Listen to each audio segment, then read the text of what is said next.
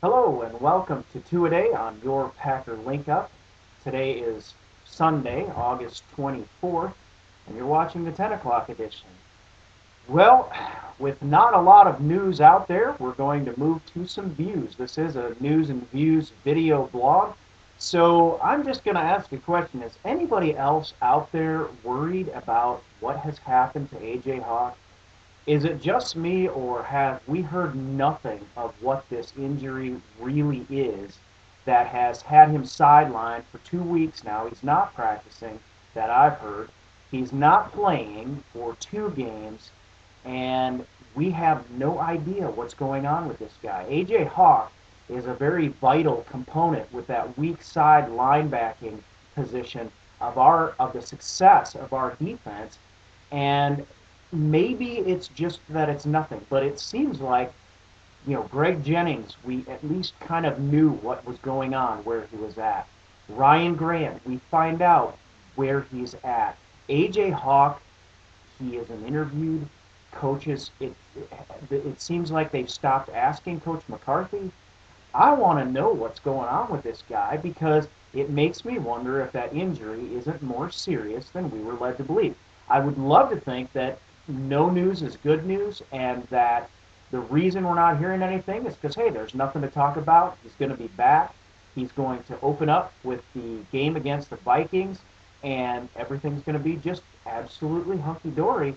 But the longer he stays out, the more the questions mount, and at this point, the questions become more pointed in my mind when there's absolutely no information out there about what has happened to this guy. So that's my point of view on that, and I don't think there's any cause for major alarm. But it's just one of those things that got me thinking. I haven't heard anything about what the situation is with AJ. So hopefully we will find out this week. We'll start hearing something. I'm going to get my ear to the ground and see if I can find anything out about what his injury is exactly, what the severity of it, the length of time before he comes back, and of course the all-important question, because now that the third season or third preseason or quote unquote dress rehearsal game is over and gone, the all-important question being simply, will he be there on opening day? So we'll keep you informed as best we can with that, and feel free to blog about our injury situation if you so desire, or drop in and open a forum to that effect. We want to hear your opinion. Let's go take a little gander around the league.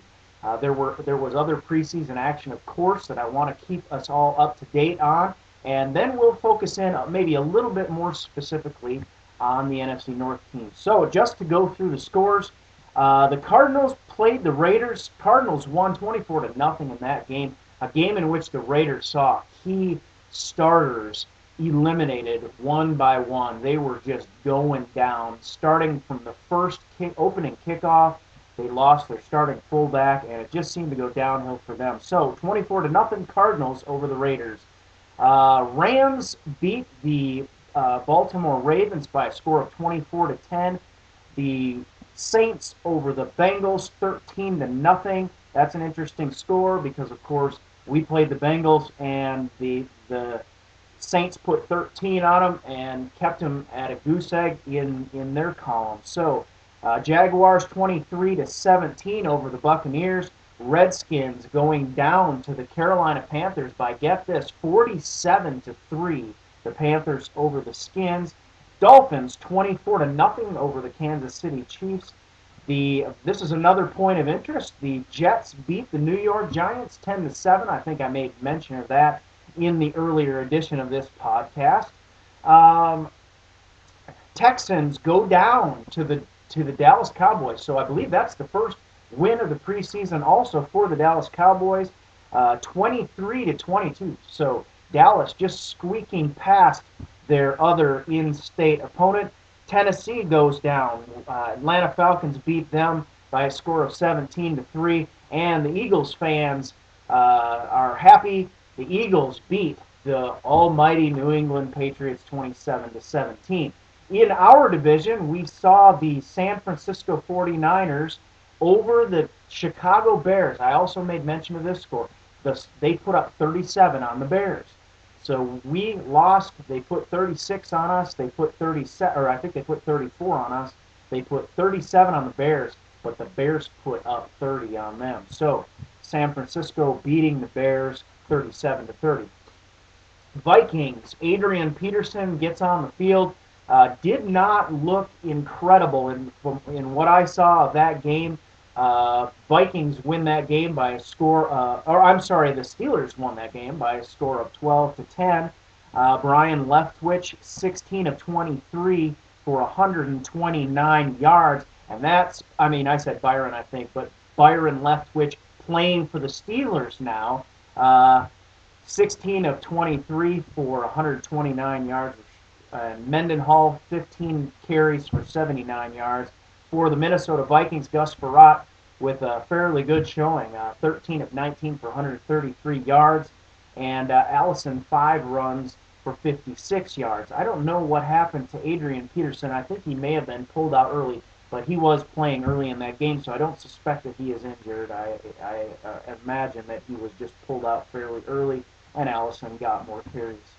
The Detroit Lions stomped the Cleveland Browns 26-6. For Cleveland, Brady Quinn was 14 of 24 for 106, and Detroit, guess their backup quarterback Orlovsky. Wow, what a name! 13 of 20 for 167 yards, though. So some pretty nice passing efficiency for the Detroit Lions. But Brian Calhoun, ex-Badger, ran the ball 9 times for 61 yards in that game. Seeing Brian Calhoun after his injury coming back, and the Detroit Lions really putting on a show. They look like they could be a tough team this year.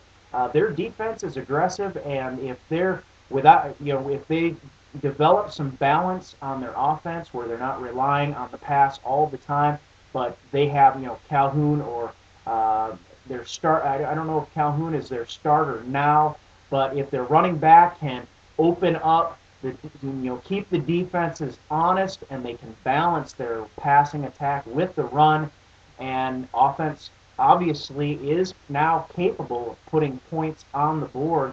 Calvin Johnson and some real playmakers on that team. They could be a dangerous team if their defense really plays as well as they have up to this point. So that's pretty much the story around the league.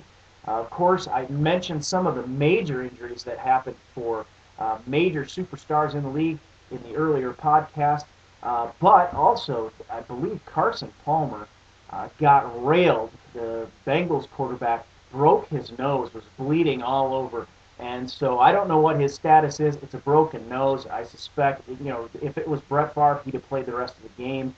Put a butterfly bandage on that, and he'd have been back on the field. But I'm imagining that isn't going to be a long-term injury for Carson Palmer unless he has to wear some kind of mask or something. But did break his nose, and he was bleeding pretty profusely when I saw him last. So that will wrap us up for tonight, Monday. We will, of course, be getting in some information again from training camp, and we will have our rah-rah moment. I'm going to come up with something encouraging, something positive, something that I'm going to plan to hang my hat on for this season in hopes that it leads to our ultimate success and the demise of all the NFC North rivals around us. So look forward to seeing you back again tomorrow. And until then, as always, go Pack.